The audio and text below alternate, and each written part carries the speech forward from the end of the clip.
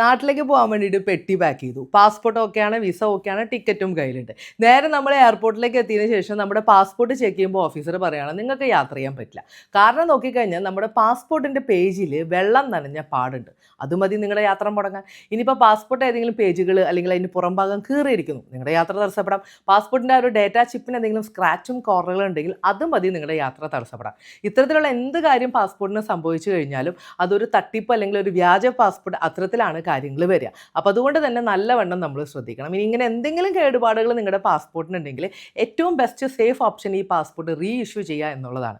Passport സേവ വഴി ഓൺലൈനായിട്ട് നമുക്കത് ചെയ്യാൻ വേണ്ടി പറ്റും. ഇനി അതല്ല എയർപോർട്ടിനകത്ത് നിങ്ങൾ എത്തിയതിന് ശേഷമാണ് നിങ്ങളുടെ പാസ്പോർട്ടിന് എന്തെങ്കിലും പ്രശ്നങ്ങൾ പറ്റണത്, അങ്ങനെയാണെങ്കിൽ ഉടൻ തന്നെ എയർലൈൻ സ്റ്റാഫിനെ അത് അറിയിക്കുക. പിന്നെ എമിഗ്രേഷൻ ഓഫീസറുമായിട്ട് സംസാരിച്ചതിന് ശേഷം നോക്കുക യാത്ര നടക്കുമോ ഇല്ലയോ എന്നുള്ളൊരു കാര്യം. അപ്പോൾ യാത്രയ്ക്ക് മുൻപും ശേഷവും ഈ പാസ്പോർട്ടൊക്കെ നമ്മൾ എടുത്തു വയ്ക്കുന്ന സമയത്തും ഒക്കെ തന്നെ നല്ലവണ്ണം സൂക്ഷിക്കുക, നല്ല സേഫായിട്ട് ഈ ഒരു പാസ്പോർട്ട് കൊണ്ട് നടക്കുക എന്നുള്ളതാണ്.